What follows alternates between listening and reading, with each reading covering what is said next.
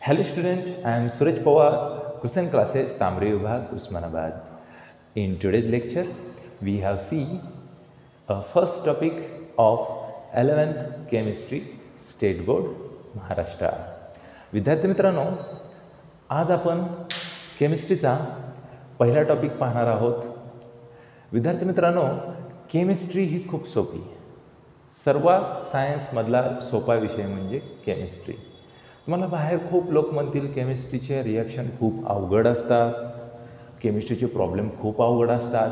खोटं आहे. केमिस्ट्रीसारखा दुसरा सोपा विषय कोणताही नाही.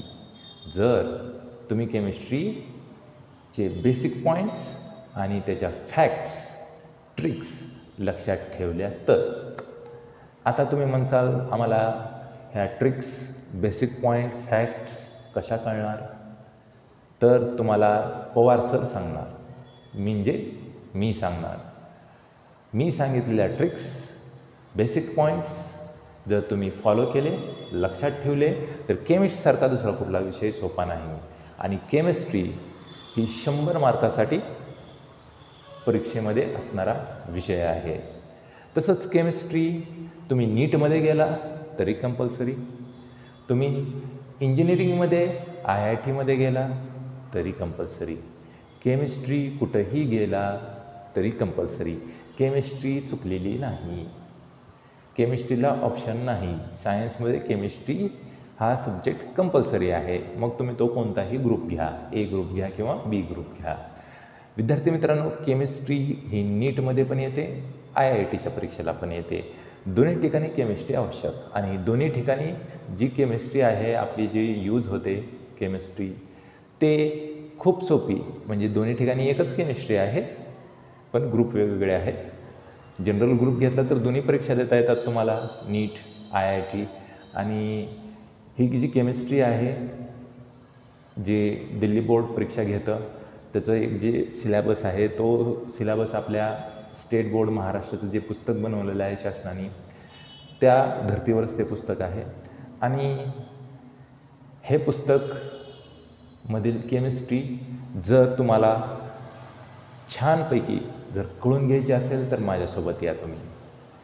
आत्ताच आपली नवीन बॅच स्टार्ट होत आहे 11th केमिस्ट्रीची. लवकरात लवकर ह्या माझ्या बॅचला जॉईन व्हा आणि केमिस्ट्रीमध्ये 100 पैकी 100 मार्क घ्या.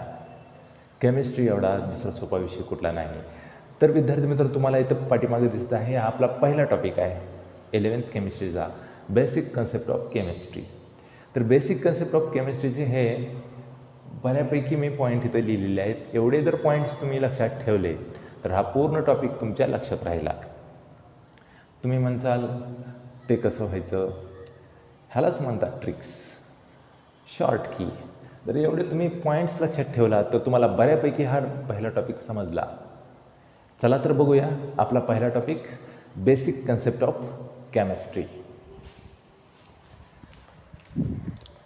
त्याच्यामध्ये तुम्ही फर्स्ट पेजवर जर पाहिलात तर फर्स्ट पेजवर तुम्हाला दिसेल की हे इंट्रोडक्शन. त्याच्यामध्ये केमिस्ट्री कुठे कुठे आहे. केमिस्ट्री ही फिजिक्समध्ये आहे, केमिस्ट्रीमध्ये आहे, बायोलॉजीमध्ये आहे आणि मेडिकलमध्ये आहे. म्हणजे फिजिक्समध्ये केमिस्ट्री म्हणजे आपण जिथे राहतो, जे घर आहे किंवा जे कपडे घालतो किंवा ज्या वस्तू वापरतो ह्या सर्व फिजिकल वस्तू आहेत.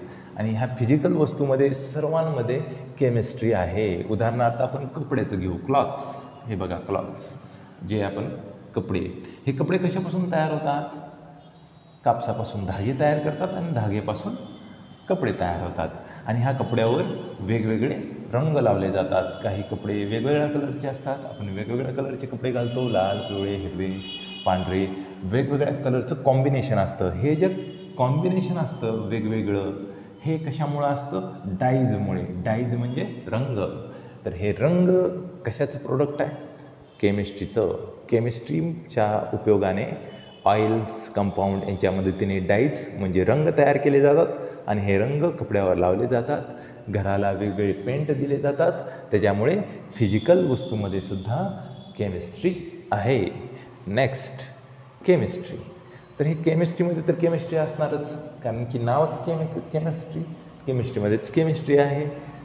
Third biology. बायोलॉजी म्हणजे लिव्हिंग थिंग्स. आता पृथ्वीवर 2 प्रकारच्या लिव्हिंग थिंग्स आहेत, एक म्हणजे ॲनिमल आणि दुसरं म्हणजे प्लॅन्ट. तर या लिव्हिंग थिंग्स ॲनिमल आणि प्लॅन्ट या दोघांमध्ये सुद्धा केमिस्ट्री आहे. तुम्ही म्हणसाल कशी?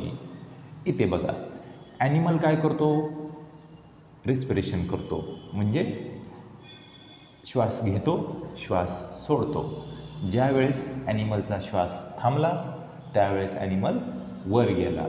सगळ्यांनाच माहीत आहे रिस्पिरेशन, श्वास, हवा आपल्याला खूप आवश्यक आहे.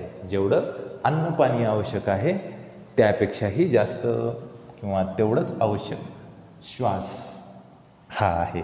तर आपण श्वास घेतो म्हणजे ऑक्सिजनमध्ये घेतो आणि बाहेर उच्च वास सोडताना CO2 सोडतो. याच्यामध्ये ऑक्सिजनमध्ये आला आणि CO2 बाहेर गेला म्हणजेच काय झाली? इथे रिॲक्शन झाली आणि रिॲक्शन म्हणजेच इथे केमिस्ट्री आहे. ती कशी? बघा, हा ऑक्सिजनमध्ये आला लंग्जमध्ये. हा ऑक्सिजन आपल्या शरीरामध्ये प्रत्येक सेलला पुरवला जातो. सेलमध्ये पुरवला की सेल काय करतो? ह्या ऑक्सिजनचा उपयोग ग्लुकोजपासून एनर्जी तयार करण्यासाठी करतो. म्हणजे ग्लुकोजसोबत हा ऑक्सिजन कंबाईन होतो आणि त्याच्यापासून ATP तयार करतो. ATP म्हणजे ॲडेनाईन ट्रायफॉस्फेट म्हणजेच एनर्जी. तर एनर्जी ATP तयार केली जाते ग्लुकोजचं कॉम्बिनेशन ऑक्सिजनसोबत होऊन, आणि ह्या रिॲक्शनमध्येच बाय प्रोडक्ट तयार होतो CO2 म्हणजे कार्बन डायऑक्साईड. आणि हा कार्बन डायऑक्साईड आपण काय करतो? पुन्हा हे सेल तयार झालेला हा कार्बन डायऑक्साईड ब्लडमध्ये सोडतात. ब्लड लंग्जमध्ये येतं म्हणजे आपल्या फुफ्फुसात येतं आणि उच्च वास बाहेर सोडताना तो फुफ्फुसामधून बाहेर सोडला जातो. आहे की नाही केमिस्ट्री? ॲनिमलमध्ये ऑक्सिजन घेतला, कार्बन डायऑक्साईड सोडला, रिॲक्शन कुठे झाली? प्रत्येक सेलमध्ये झाली आपल्या शरीराच्या. तसंच प्लॅन्टसुद्धा आता रिॲक्शन करतात. आता आपण काय केला? कार्बन डायऑक्साईड बाहेर सोडला, तर प्लॅन्ट काय करतात? हा कार्बन डायऑक्साईडमध्ये घेतात, बरोबर? हा कार्बन डायऑक्साईड मध्ये घेतात आणि फोटोसिंथेसिस करतात. CO2 plus H2O in presence of sunlight, chlorophyll form C6H12O6 glucose तयार करतात, सिंपल. तर ह्याच्यामध्ये प्लॅन्ट काय करतात? CO2 घेतात. CO2 म्हणजे कार्बन डायऑक्साईड घेतात. कुठला? या वातावरणामधला. आणि सोडताना बाहेर काय सोडतात? ऑक्सिजन सोडतात. म्हणूनच म्हणतात झाडे जगवा, झाडे लावा. कारण की प्लॅन्ट्स एवढे महत्त्वाचे आहेत. ते आपलं वातावरण स्वच्छ ठेवतात. ते वातावरणामधला कार्बन डायऑक्साईड घेतात आणि ऑक्सिजन सोडतात. तसंच वातावरणामध्ये गारवा म्हणजे टेम्परेचर कमी करतात, मेंटेन ठेवतात. परिणामी पाऊस पडतो भरपूर. एवढे सर्व फायदे मिळतात. शिवाय प्लॅन्ट अन्न तयार करतात, फूल, फळं, भाज्या, आणि त्याच आपण खातो. एवढं सगळं प्लॅन्ट्स करतात, मेंटेन करतात. म्हणून प्लॅन्ट्स महत्त्वाचे. मग इथं काय केलं प्लॅन्ट्सनं? CO2 घेतला आणि ऑक्सिजन सोडला. बरं, हे कसं सोडलं? फोटोसिंथेसिसमध्ये. या रिॲक्शनमध्ये कार्बन डायऑक्साईड पाण्यासोबत, वॉटरसोबत कंबाईन झाला. सनलाईट क्लोरोफिलच्या मदतीनं ग्लुकोज तयार केला आणि सोबत इथं बाय प्रोडक्ट काय तयार केलं? ऑक्सिजन, जो वातावरणामध्ये सोडला. तर इथं पण रिॲक्शन आहे. म्हणजे बायोलॉजिकल जे थिंग्ज आहेत, ॲनिमल, प्लॅन्ट, या ठिकाणी पण केमिस्ट्री आहे. फिजिक्समध्ये आहे, फिजिकल गोष्टीत आहे. केमिस्ट्रीमध्ये केमिस्ट्री आहे, बायोलॉजीमध्ये केमिस्ट्री आहे आणि मेडिकल क्षेत्रामध्ये सुद्धा केमिस्ट्री आहे. ती कशी? आता बघा, मेडिकल क्षेत्र म्हणजे आता सध्या काय चालू आहे? कोरोना चालू आहे. कोरोनामध्ये इंजेक्शन देतात डॉक्टर, आपल्याला गोळ्या देतात. तर आपण ह्या ज्या गोळ्या, इंजेक्शन जे असतात ते कुठं मिळतात? आपल्याला केमिस्टच्या दुकानामध्ये. कुठं? केमिस्ट, नावच केमिस्ट आहे दुकानाचं. आपण त्याला आता मेडिकल म्हणतो, पण मेडिकल नाही, त्याला केमिस्ट म्हणतात. केमिस्ट तर केमिस्ट काय करतो, हे केमिस्ट्रीचंच प्रोडक्ट विकतात. हे केमिस्ट्रीमधून तयार केलेले वेगवेगळे ड्रग्ज म्हणजेच औषधं हा केमिस्ट विकतो. आणि हा केमिस्टने जे ड्रग्ज किंवा औषधं जे तयार केलेले आहेत ते कुठून आलेले आहेत, केमिस्ट्रीच्या नॉलेजमधून वेगवेगळे ड्रग्ज औषधं बनवले जातात. आणि हेच औषधं ड्रग्ज आपण खातो आणि आजारातून बरं होतो. म्हणजे मेडिकल क्षेत्रामध्ये सुद्धा केमिस्ट्री आहे. हे आहे इंट्रोडक्शन. त्यानंतर खालचा पॉईंट जर बघितला तर टाईप्स ऑफ केमिस्ट्रीचे कोणकोणते टाईप्स आहेत, तर बघा हे 5 टाईप्स आहेत. कोणते? पहिला आहे physical chemistry, organic chemistry, inorganic chemistry, analytical chemistry, biological chemistry. Physical chemistry म्हणजे कशी, जे इथं वापरली जाते. सर्वसाधारण जे आपले गरजा आहेत, डाईज वगैरे तयार करणे किंवा इतर वस्तू वगैरे तयार करण्यासाठी जी केमिस्ट्री वापरली जाते ती फिजिकल केमिस्ट्री. दुसरी ऑर्गॅनिक केमिस्ट्री म्हणजे ज्या केमिस्ट्रीमध्ये कार्बन, हायड्रोजन, ऑक्सिजन आणि नायट्रोजन हे 4 तत्व, हे 4 एलिमेंटचा वापर करून जे कंपाऊंड तयार केले जातात ते कंपाऊंडचा समावेश ऑर्गॅनिक केमिस्ट्रीमध्ये होतो. कार्बन, हायड्रोजन, ऑक्सिजन आणि नायट्रोजन या 4 एलिमेंटपासून बनवलेले कंपाऊंड ऑर्गॅनिक केमिस्ट्रीमध्ये. आणि इनऑर्गॅनिक केमिस्ट्रीमध्ये काय होतं, पिरियडिक टेबलचे जे 118 एलिमेंट्स आहेत ते 118 एलिमेंटपासून बनवलेले विविध प्रकारचे पदार्थ हे सर्व इनऑर्गॅनिक केमिस्ट्रीमध्ये येतात. 118 एलिमेंट पिरियडिक टेबलमधले ते इनऑर्गॅनिक केमिस्ट्री. त्यानंतर ॲनालिटिकल केमिस्ट्री म्हणजे उदाहरणार्थ ह्या ऑर्गॅनिक केमिस्ट्रीमधून आपण एक कंपाऊंड बनवला C6H12O6. ओके, काय नाव आहे त्याचं, ग्लुकोज. तर हा कंपाऊंड बनवला, तर हा कंपाऊंड कुठलं प्रोडक्ट आहे, ऑर्गॅनिकचं. ओके, बरं. मग हा ऑर्गॅनिकचा कंपाऊंड बनवला, ह्या कंपाऊंडचं नाव काय, याचा मॉलिक्युलर फॉर्म्युला काय, याचं स्ट्रक्चर काय, याचे प्रॉपर्टीज काय, ह्याचे गुणधर्म काय, ह्याचा कसा वापर करता येईल, हे सगळं ॲनालिटिकल केमिस्ट्रीमध्ये. म्हणजे जासूस केमिस्ट्री ही काय करते, जासूसी करते. म्हणजे जे केमिस्ट्रीमध्ये प्रोडक्ट तयार होतात त्या सर्व प्रोडक्टचं कॅरेक्टर, स्ट्रक्चर, मॉलिक्युलर फॉर्म्युला हे सगळं फाइंड आउट करण्याचं काम ॲनालिटिकल केमिस्ट्रीमध्ये. ओके, आणि शेवटची आहे बायोकेमिस्ट्री म्हणजे जी लिव्हिंग थिंग्जमध्ये वापरली जाते ती केमिस्ट्री. उदाहरणार्थ आपल्या शरीरामध्ये आत्ता सांगितलेलं ऑक्सिजन घेतो, CO2 सोडतो, आणि प्लॅन्टमध्ये CO2 घेतात, ऑक्सिजन सोडतात आणि सोबत ग्लुकोज पण तयार करतात. ही सर्व केमिस्ट्री बायोकेमिस्ट्रीमध्ये. तर ही झाली केमिस्ट्री, टाईप्स ऑफ केमिस्ट्री. त्यानंतर पुढचा पॉईंट बघा,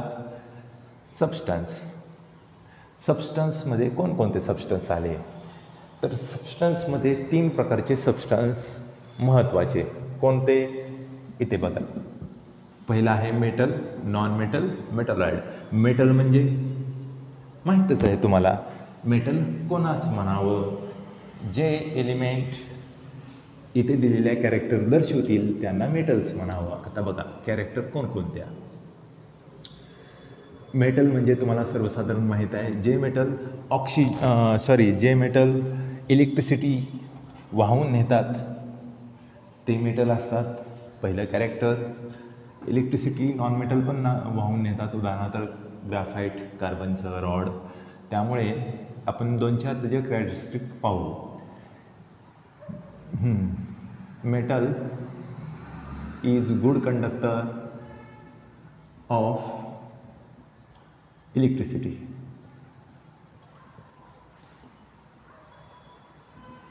येस, मेटल हे गुड कंडक्टर असतात इलेक्ट्रिसिटीचे. त्यानंतर metal is good conductor of heat. तिसरा, मेटल हॅव शायनिंग.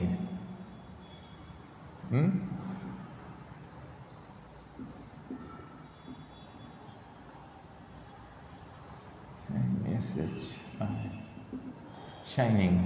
चौथा, किंवा लस्टर पण म्हणलं तरी चालेल. लस्टर, मेटल हॅव लस्टर म्हणजे मेटलला शाईन असते, लस्टर असते. त्यानंतर from metal we can prepare wire and tin. आणि पाचवा मेटल हॅव सोनोरिटी.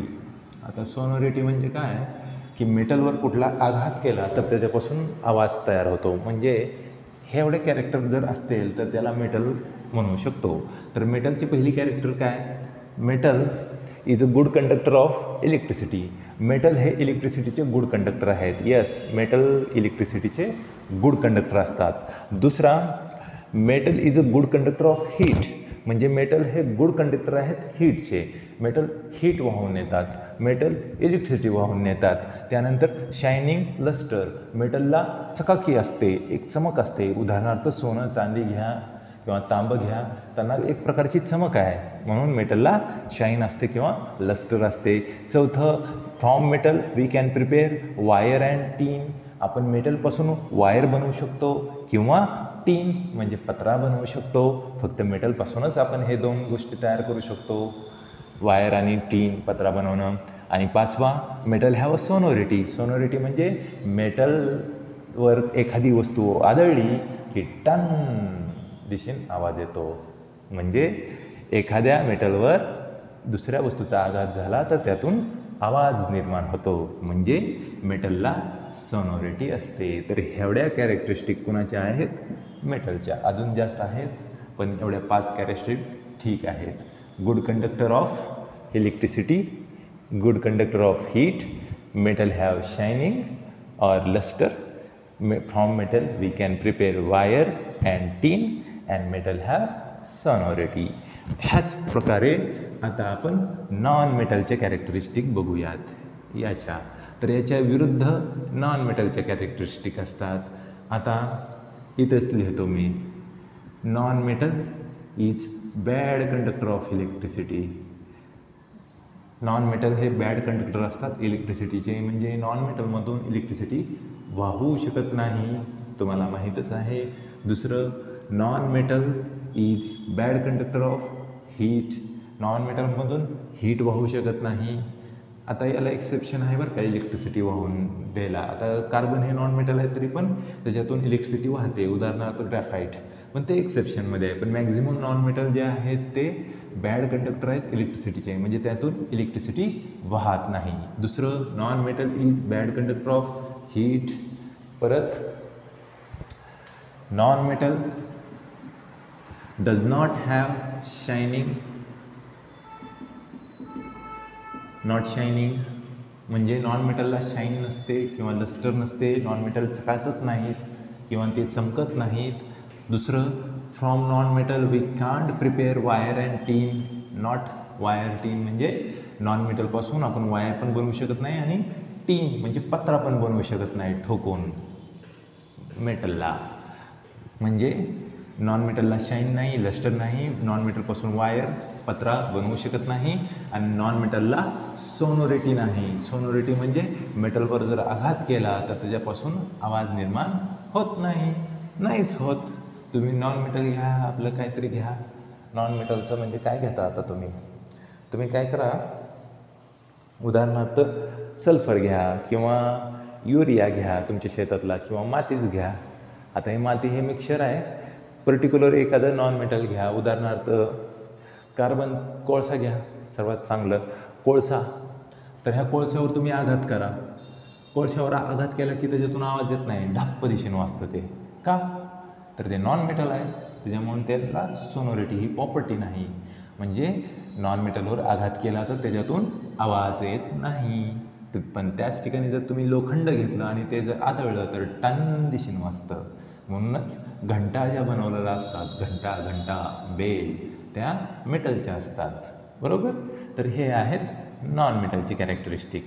काय? Non metal is a bad conductor of electricity.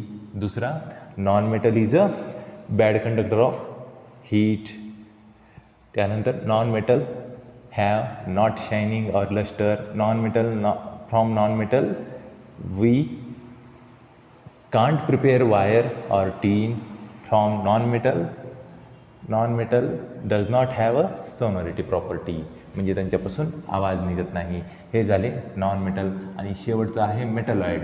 एक झाला मेटल, दुसरा झाला नॉन मेटल, तिसरा आहे मेटलॉइड. मेटलॉइड म्हणजे काय, जे ह्या दोघांचे पण गुणधर्म दाखवतात, त्याला म्हणायचं मेटलॉइड. आणि मेटलॉइडचं एक्झाम्पल आहे सिलिकॉन. आता हे सिलिकॉन जे आहे, सिलिकॉन ते कुठं वापरले जातं, सोलार पॅनलमध्ये, जे आपल्या घरावर छतावर जे बनवलं जातं ना, छतावर सोलार पॅनल लाईट तयार करण्यासाठी. तर हे जे सोलार पॅनल जे असतात ना, तर ह्या सोलार पॅनलमध्ये सिलिकॉन वापरतात. हे सिलिकॉन काय असतं, मेटलॉइड, म्हणजे मेटल आणि नॉन मेटल ह्या दोघांचं कॅरेक्टरिस्टिक दाखवतं. ते सेमी कंडक्टर आहे, सेमी कंडक्टर. तर हे सिलिकॉनचा वापर करून आपण लाईट तयार करतो सोलार पॅनलच्या मदतीनं. तर हे मेटलॉइड काय करतात, दोन्हीच्या कॅरेक्टर्स दाखवतात, मेटल आणि non metal. The element which show both characters of metal and non metal is called metalloid. आणि हे मेटलॉइडचं एक्झाम्पल आहे सिलिकॉन. तर विद्यार्थी मित्रांनो, हे आहे तिसरं. त्याच्यानंतर पुढचा पॉईंट आहे पुस्तकामध्ये state of matter. State of matter म्हणजे काय की पदार्थाच्या स्टेट, पदार्थाच्या 3 स्टेट तुम्हाला माहीत आहे कोणकोणत्या, सॉलिड, लिक्विड आणि gases. Yes, solid, liquid and gases. तर ह्या पदार्थाच्या 3 स्टेट. सॉलिड म्हणजे कसं, घट्ट असतं ते एखादं सॉलिड. जे लिक्विड म्हणजे काय, जे पाण्यासारखं असतं. आणि गॅस म्हणजे काय, जे हवेसारखं असतं. त्याला म्हणायचं सॉलिड, लिक्विड आणि गॅस. आता सॉलिडमध्ये जे कंपोनंट असतात, उदाहरणार्थ तुम्ही काय करा, एक लोखंडाचा तुकडा घ्या. लोखंडाचा तुकडा तुमच्या 2 बोटामध्ये धरा आणि दाबा. काय होतं का, लोखंडाला काहीच होत नाही.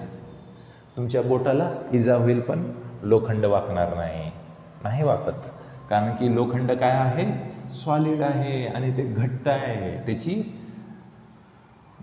डेन्सिटी हाय आहे आणि त्याच्यामध्ये डेन्सिटी हाय असल्यामुळे ते एकदम त्याची इनर्शिया किंवा त्याचे जे मॉलिक्यूल आहेत ते पॅक आहेत. कशामुळं, कारण की 2, फॉर एक्झाम्पल हे आयनचा तुकडा आहे, तर 2 फेरस मॉलिक्यूलमध्ये जे डिस्टन्स आहे ते खूप क्लोज आहेत. ते 2 फेरस मॉलिक्यूल खूप क्लोज आहेत, जवळजवळ आहेत. परिणामी हे सॉलिड आहेत आणि खूप मजबूत आहेत. त्याच ठिकाणी तुम्ही जर आता हेच बघा ना, आपण तिन्हीमध्ये असणारे एक एक्झाम्पल बघू. फॉर एक्झाम्पल आईस बघू. आईस म्हणजे बर्फ. बर्फाचे मॉलिक्यूल म्हणजे पाण्याचेच मॉलिक्यूल आहेत, H2O, बरोबर ना, H2O. तर H2Oच आहे, पण बर्फ हातामध्ये घेतल्यावर बर्फ दबत नाही. दबतो का, नाही दबत. का दबत नाही, कारण की तो सॉलिड आहे. कारण की पाण्याचे मॉलिक्यूल हे जवळजवळ आहेत, बाइंड केलेले आहेत, जवळजवळ येऊन बसलेले आहेत. त्याच्यामुळं पाणी हे सॉलिड बनलं आहे टेम्परेचर कमी झाल्यावर. त्यानंतर दुसरं स्टेट लिक्विड. पाण्याला ह्या आईसला, बर्फला थोडी हीट